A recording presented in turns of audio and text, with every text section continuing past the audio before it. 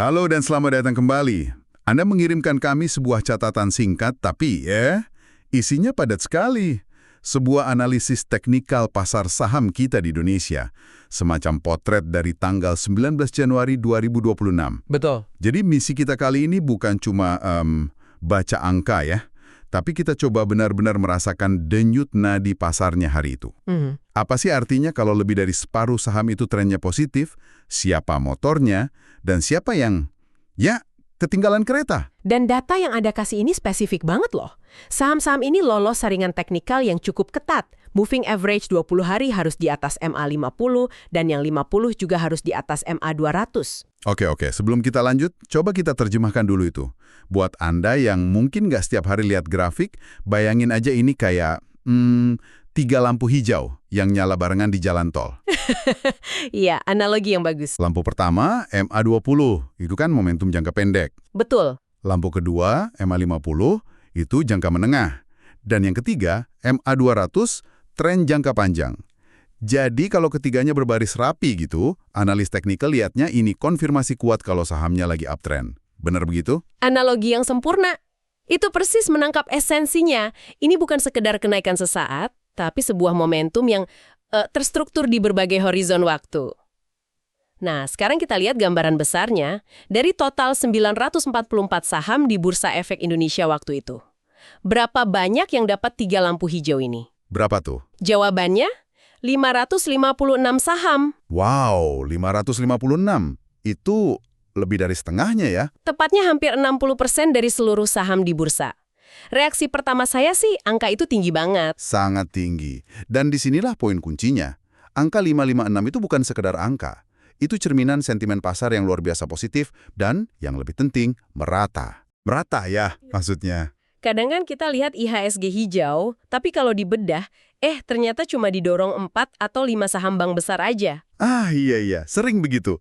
Yang lain sebenarnya merah. Nah, data ini menunjukkan kondisi sebaliknya. Ini bukan pesta yang cuma dinikmati segelintir elit, tapi sebuah perayaan yang diikuti sebagian besar penghuni pasar. Oke, melihat angka 60% itu, reaksi kedua saya adalah pengen tahu siapa motornya.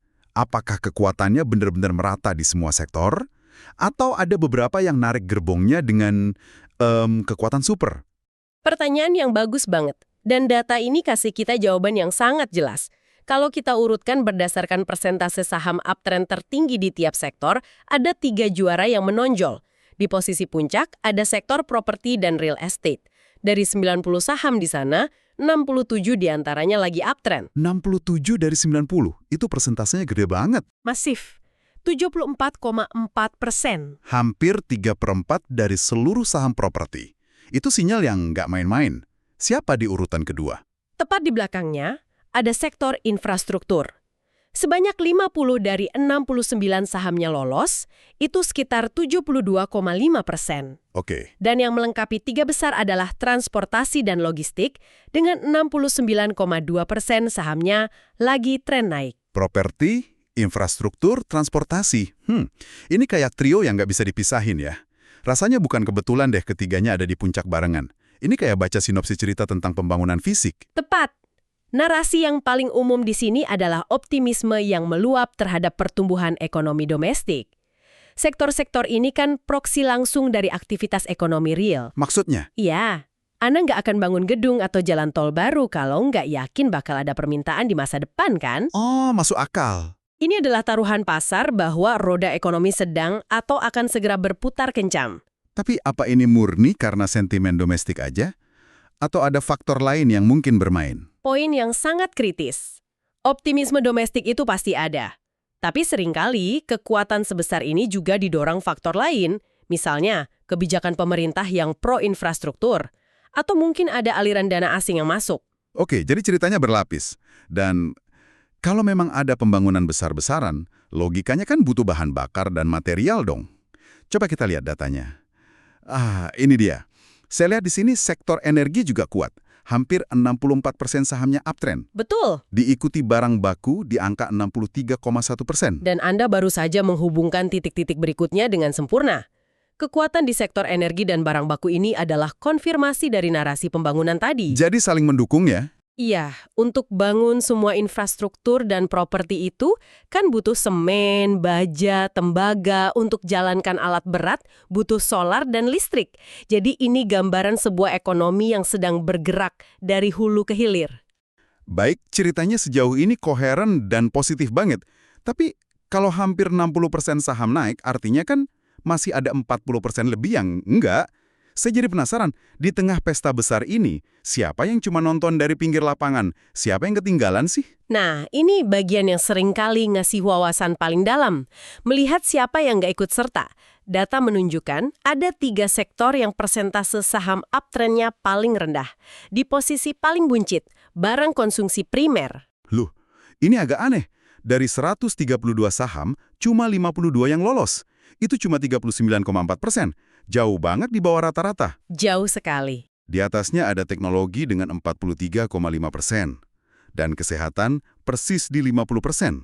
Barang konsumsi primer dan kesehatan. Bukannya itu sektor-sektor defensif, yang seharusnya aman. Kenapa justru mereka yang paling lesu? Intuisi Anda tepat sekali. Ini sebuah paradoks yang menarik dan menunjukkan fenomena klasik di pasar, rotasi sektor. Bayangin, dana investor itu kayak air yang terus mengalir, cari tempat yang imbal hasilnya lebih tinggi. Oke.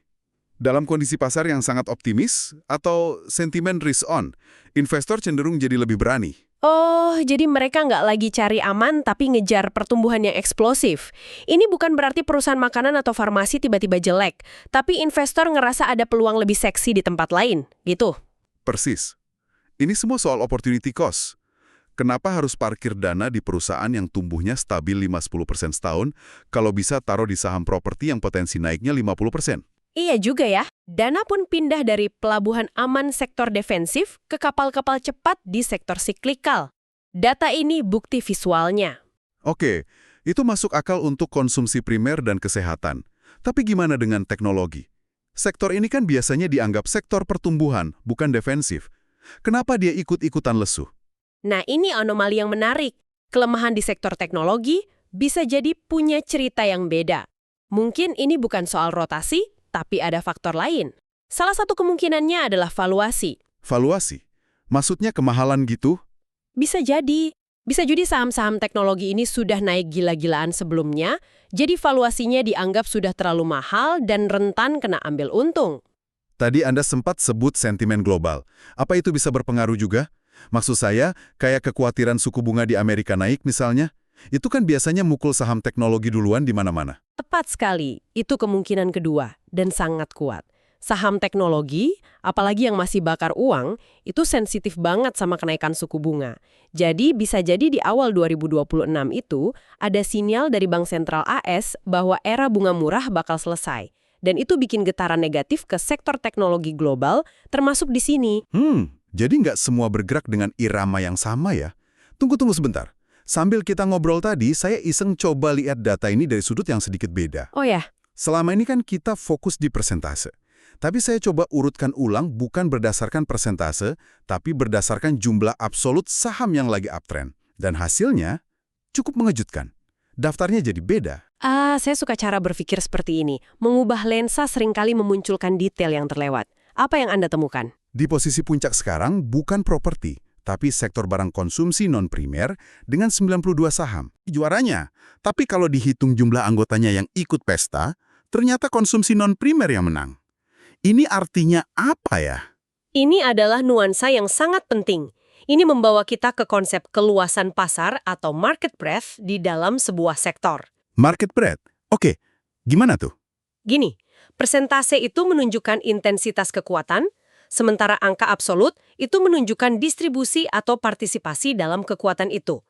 Kalau sebuah sektor kayak barang konsumsi non-primer punya 92 saham yang lagi naik, itu artinya sentimen positifnya menyebar luas banget. Maksudnya, kenaikannya nggak cuma didorong oleh beberapa perusahaan raksasa aja. Tepat. Kenaikannya tersebar mulai dari produsen mobil, retail, media, sampai hotel dan pariwisata. Ini cerminan optimisme yang sangat mendasar bahwa masyarakat akan kembali belanja, liburan, dan konsumsi barang-barang sekunder. Jadi ini tanda kesehatan internal sektor itu sendiri ya? Sangat positif, menunjukkan bahwa rally ini punya banyak kaki untuk berdiri. Jadi kalau pakai analogi, sementara sektor properti mungkin lebih panas atau meledak-ledak, sektor konsumsi non-primer ini kekuatannya lebih merata dan partisipatif. Gitu ya? Analogi yang sangat bagus. Dan ini membawa kita ke pertanyaan lanjutan yang menarik. Jadi, walaupun properti lebih panas, apa itu juga berarti risikonya lebih terkonsentrasi? Oh, benar juga. Kalau beberapa saham properti raksasa tiba-tiba balik arah, apa seluruh sektornya bisa langsung goyah? Iya ya. Kalau motor penggeraknya cuma sedikit, sekali motor itu mogok, seluruh gerbong berhenti. Betul. Sebaliknya, kekuatan yang tersebar luas di konsumsi non-primer, walau persentasenya nggak setinggi properti, itu kasih semacam jaring pengaman. Trennya nggak terlalu bergantung pada 1-2 saham aja. Tepat, jadi ini gambaran sebuah rally yang lebih kokoh. Keduanya sinyal positif, tapi dengan karakteristik risiko yang beda. Oke, setelah kita bedah semua ini dari berbagai sudut pemimpinnya yang tertinggal, sampai lihat dari kacamata absolut, rasanya gambaran yang tadinya cuma angka, sekarang jadi kanvas yang hidup. Jadi apa artinya semua ini bagi Anda? Catatan singkat yang Anda berikan ini ternyata melukiskan pasar saham 19 Januari 2026 yang lagi bergairah, penuh optimisme, tapi juga kompleks. Betul, kalau kita tarik benang merahnya, ada beberapa kesimpulan utama. Pertama, pasar secara umum itu kondisinya bullish dan sehat banget. Kekuatan hampir 60% ini sinyal percaya diri yang tinggi. Kedua, ada kerita utama yang lagi dimainkan, yaitu rotasi besar-besaran ke sektor yang diuntungkan pertumbuhan ekonomi fisik. Pasar lagi bertaruh keras pada Indonesia yang sedang membangun. Dan ketiga, sebagai konsekuensinya, uang ditarik dari tempat-tempat yang aman. Sektor defensif kayak konsumsi primer dan kesehatan lagi ditinggalkan. Investor lagi dalam mode risk on, bukan cari perlindungan. Plus, ada catatan khusus untuk teknologi yang mungkin lagi hadapi tantangannya sendiri. Sebuah potret yang sangat jernih pada akhirnya. Sangat jernih. Tapi penting untuk kita ingat bersama, ini adalah sebuah potret sesaat. Sebuah foto, bukan sebuah film. Tepat. Analisis teknikal ini kasih kita jawaban atas pertanyaan apa yang sedang terjadi di pasar pada satu hari spesifik itu. Ini peta kekuatan tapi bukan peta perjalanan. Dan ini yang membawa kita ke pemikiran penutup, bukan? Bayangkan diri Anda ada di awal tahun 2026. Kira-kira, katalis ekonomi makro atau berita spesifik apa yang bisa memicu optimisme sebesar ini pada properti dan infrastruktur, tapi di saat yang sama menekan sektor teknologi? Apa ada paket kebijakan ekonomi baru dari pemerintah? Apa data inflasi tiba-tiba turun drastis? Atau mungkin ada perkembangan geopolitik global? Menghubungkan titik-titik antara data pasar dengan peristiwa di dunia nyata, nah itulah langkah selanjutnya untuk benar-benar memahami cerita di balik angka-angka ini.